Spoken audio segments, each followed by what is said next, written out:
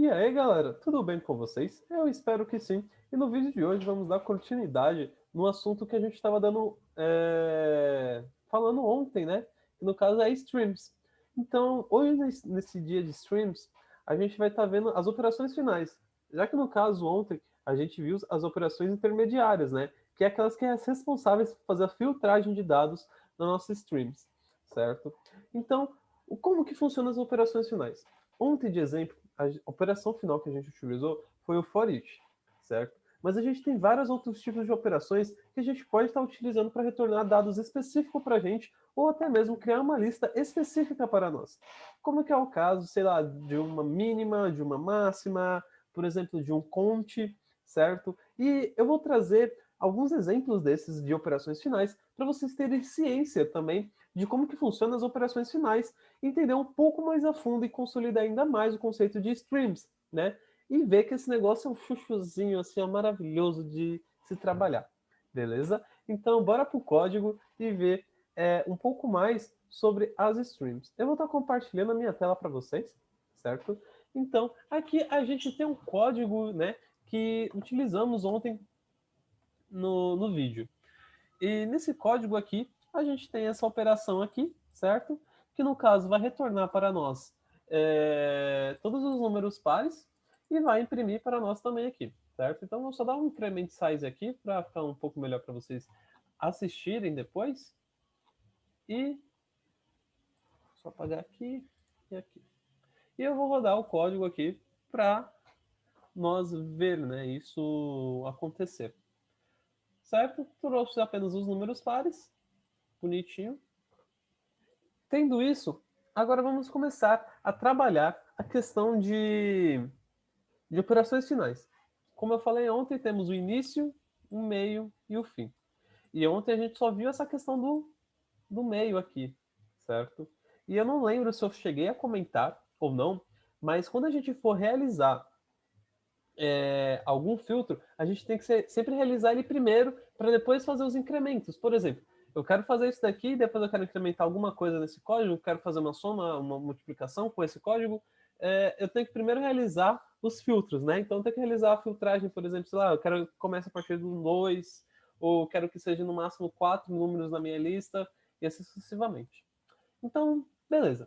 Já que temos isso em mente, já entendemos como funciona o meio. O início aqui não tem muito mistério, certo? É bem tranquilo. Vamos para a parte de final. Vamos ver algumas operações finais que tem para nós aqui.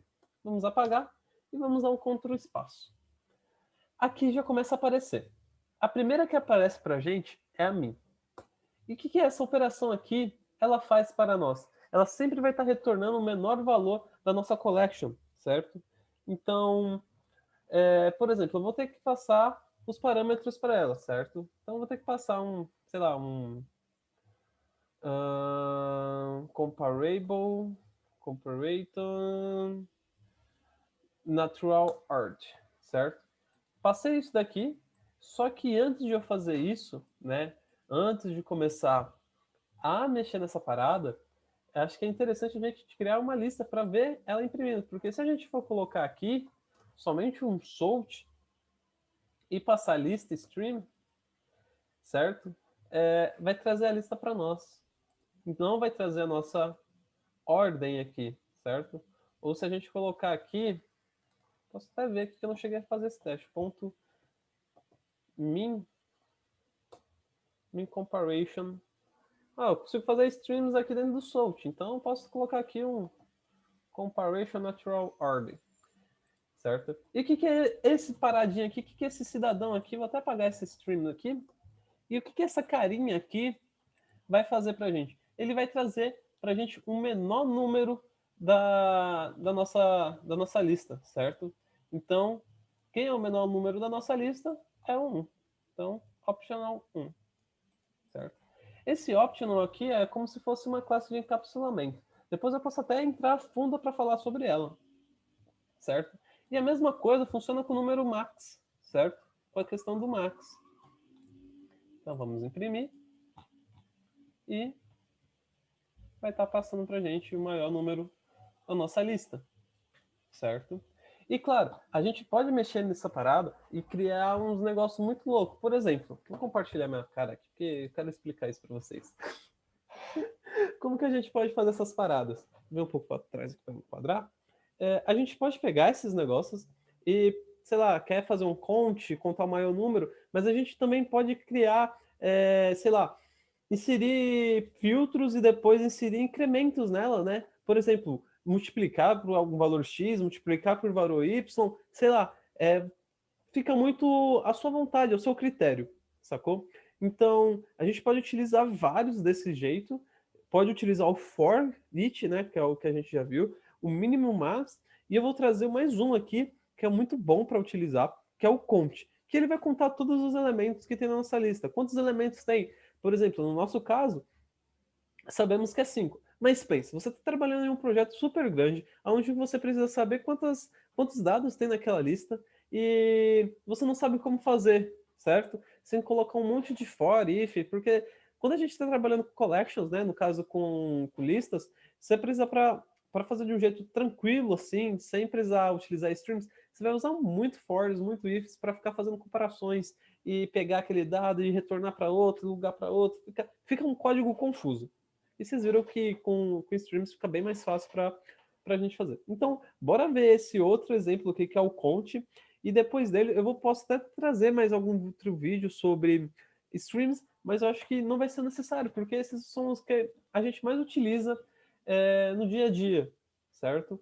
E se precisar de algum outro, assim, sei lá, um projeto mais pra frente que a gente fazer, eu explico ele também numa boa.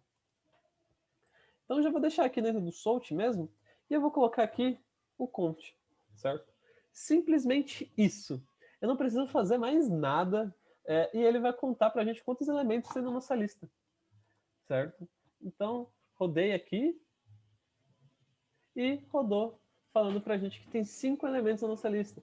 A gente poderia, sei lá, por exemplo, adicionar mais elementos na nossa lista através de um stream, ou mexer, modificar algum número na nossa stream, retirar número da nossa stream.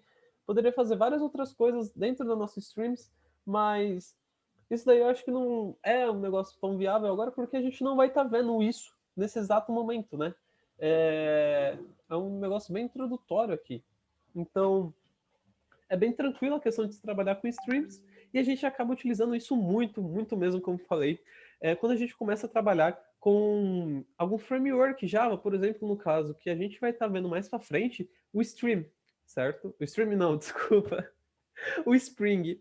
Eu tô falando tanto Stream que eu acabei avoando nas palavras. Mas é bem bacana ele e ele ajuda muito e facilita muito a leitura do nosso código. Então, galera, esse foi o vídeo de hoje. Eu espero amanhã vocês, onde vão começar a ver o Java, né, com o banco de dados, que vai ser o pré-conteúdo antes de a gente entrar finalmente na questão do Spring, que o Spring vai garantir para você aquele emprego de estagiário ou até mesmo, sei lá, Java Júnior, certo? Então, tchau, tchau, galera. Até amanhã, onde vamos começar a ver JDBC. Tchau!